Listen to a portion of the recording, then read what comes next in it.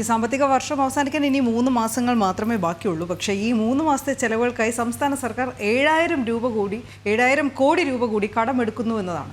KSEBയുടെ ബാധ്യത ഏറ്റെടുത്തുകൊണ്ടാണ് സംസ്ഥാനം ഇങ്ങനെ കടപരിധി വർദ്ധിപ്പിക്കുന്നത്. അതേസമയം വൈദ്യുതി ബോർഡിന്റെ ബാധ്യത ധനവകുപ്പ് ഏറ്റെടുക്കുന്നതോടെ KSEBയുടെ നിരക്ക് വർധനവിന്റെ സാങ്കേതികത നഷ്ടപ്പെടും എന്നതുകൂടിയുണ്ട്. ടിൻഡു ദാസ് വിശദാംശങ്ങൾ നൽകാനായി ചേരുകയാണ്. ടിൻഡു, ഒന്ന്, കടപരിധി ഉയർത്താൻ സംസ്ഥാന സർക്കാർ കണ്ടെത്തിയ മാർഗം ധനവകുപ്പ് ഈ KSEBയുടെ ബാധ്യത കൂടി ഏറ്റെടുക്കുന്നതിൽ കൂടിയാണ്. പക്ഷേ അപ്പോൾ വരുന്ന മറ്റൊരു കാര്യം, വൈദ്യുതി ബോർഡിന്റെ ബാധ്യത അങ്ങനെ ഏറ്റെടുക്കുമ്പോൾ KSEBയുടെ നിരക്ക് വർധനവിന്റെ സാങ്കേതികത നഷ്ടപ്പെടും. ഇതെങ്ങനെയാണ് പ്രതിഫലിക്കുക? വിശദാംശങ്ങൾ കൂടി.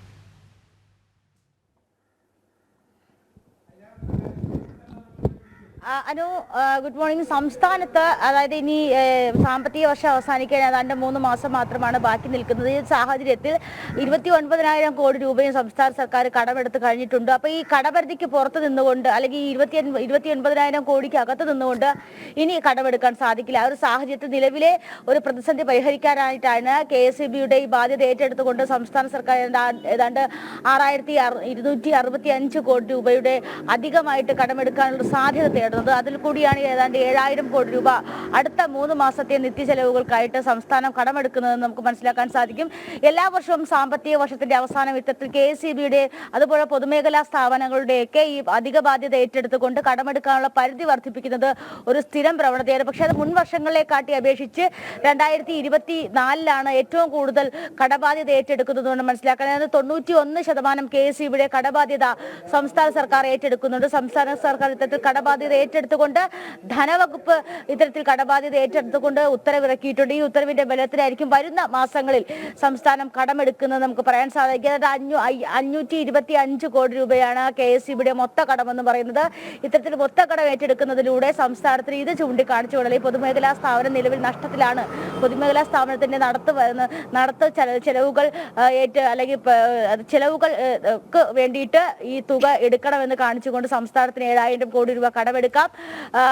മറ്റൊരു പ്രധാന പ്രശ്നം എന്ന് പറയുന്നത് കഴിഞ്ഞ മാസങ്ങളിൽ റെഗുലേറ്ററി കമ്മീഷന്റെ മുന്നാകെ ഈ കണക്കുകൾ കാണിച്ചുകൊണ്ട് അതായത് ഏതാണ്ട് 525 കോടി രൂപ KSEBക്ക് നഷ്ടമെന്നത് ചൂണ്ടിക്കാട്ടിക്കൊണ്ടാണ് സംസ്ഥാനത്ത് ഏതാണ്ട് 16 പൈസയോളം നിരക്ക് വർദ്ധിപ്പിച്ചത്. അപ്പോൾ അത് സാങ്കേതികതയാണ്. കാരണം നിലവിൽ KSEBക്ക് ഇത്ര നഷ്ടമുണ്ട്. ഈ നഷ്ടം നികത്താനായിട്ട് പൊതുജനങ്ങളുടെ കയ്യിൽ നിന്നും വൈദ്യുതി നിരക്ക് ഇനത്തിൽ ഇത്ര രൂപ നേടിയെടുക്കണമെന്ന് കാണിച്ചുകൊണ്ട് റെഗുലേറ്ററി കമ്മീഷന് മുന്നിൽ അത് ചർച്ച വെച്ചുകൊണ്ടാണ് വൈദ്യുതി നിരക്ക് കൂട്ടിയത്. അപ്പോൾ ഇനി നിലവിൽ വരുന്ന സാഹചര്യം എന്ന് പറയുന്നത് ഈ കടം അതായത് സംസ്ഥാന സർക്കാർ ഏറ്റെടുത്തിട്ടുണ്ട്. അപ്പോൾ വൈദ്യുതി ബോർഡിന് ഇനി കടമുണ്ടെന്ന് വാദിക്കാൻ സാധിക്കില്ല. അങ്ങനെയാണെങ്കിൽ നിലവിൽ ഇപ്പോൾ വർദ്ധിപ്പിച്ച തുക അതിന്റെ സാങ്കേതികത നഷ്ടപ്പെടുമ്പോൾ അത് എങ്ങനെ പരിഹരിക്കുമെന്നുള്ള കാര്യത്തിൽ ഒരു ആശങ്കയുണ്ട്. കാരണം പുറത്തുനിന്ന് വൈദ്യുതി വാങ്ങുന്നത് ഉൾപ്പെടെയുള്ള കാര്യങ്ങൾ ചൂണ്ടിക്കാട്ടിക്കൊണ്ടാണ് സംസ്ഥാന സർക്കാർ KSEB ബോർഡ് നിരക്ക് വർദ്ധിപ്പിച്ചത്. അപ്പോൾ ഈ തുക സംസ്ഥാനത്തിന്റെ പൊതുകടത്തിലേക്ക് പോകുന്ന സമയത്ത് KSEBക്ക് നിരക്ക് വർധനവുമായി മുന്നോട്ട് പോകാൻ സാധിക്കില്ല എന്നൊരു സാങ്കേതിക പ്രശ്നവും അവിടെ നിലനിൽക്കുന്നുണ്ട്. ഇതുമായി ബന്ധപ്പെട്ട ചർച്ചകൾ നടത്തുന്നുണ്ട്. അപ്പോൾ നമ്മൾ ഏറ്റവും പ്രധാനപ്പെട്ട കാര്യം എന്ന് പറയുന്നത് നിലവിലെ വരവ് ചിലവ് കണക്കുകൾക്കായിട്ട് സാമൂഹ്യ സുരക്ഷാ പെൻഷൻ വിതരണങ്ങൾ, അതോടൊപ്പം തന്നെ മറ്റ് ചിലവുകൾ, അതോടൊപ്പം തന്നെ ശമ്പളം തുടങ്ങിയ കാര്യങ്ങളൊക്കെ ചൂണ്ടിക്കാട്ടിക്കൊണ്ട് ഈ പണം കടമെടുക്കാൻ സാധിക്കും. മറ്റൊരു ആശയം സർക്കാർ മുന്നോട്ട് വെക്കുന്നത് 2025 വിരമിക്കൽ പ്രായമാണ്. അത് നിയമസഭ ഈ മാസം അതായത് ജനുവരി 17 നിയമസഭാ സമ്മേളനം കൂടും. നിയമസഭാ സമ്മേളനത്തിൽ പ്രധാനമായി വരുന്നൊരു പ്രധാന ബില്ലെന്ന് പറയുന്നത് ഈ പെൻഷൻ പ്രായം അതായത് വിരമിക്കൽ പ്രായം 57 വയസ്സിലേക്ക് കൂട്ടുക എന്നാണ്. അങ്ങനെ കൂട്ടുകയാണെങ്കിൽ 1 വർഷം കൂടി സംസ്ഥാന സർക്കാർ അധികമായി കിട്ടും.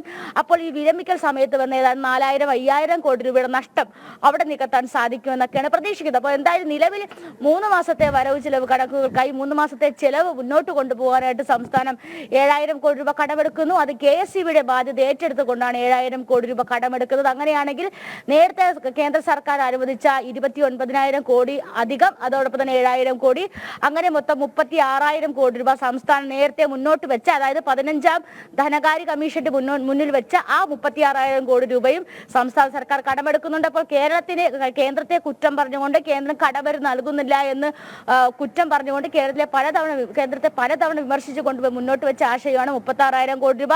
ആ 36,000 കോടി രൂപയും തത്വത്തിൽ കേരളം ഇപ്പോൾ കടമെടുക്കുന്നുണ്ട് എന്ന് വേണം ഈ ഘട്ടത്തിൽ മനസ്സിലാക്കേണ്ടത്. എന്തായാലും വരും മാസങ്ങളിലെ ചിലവുകൾക്ക് വേണ്ടിയിട്ടാണ് ഇത്തരത്തിൽ 7,000 കോടി രൂപ അധികമായിട്ട് കടമെടുക്കുന്നത് KSEBയുടെ ബാധ്യതയും കൂടി ഏറ്റെടുത്തുകൊണ്ട്. അനു, ശരി.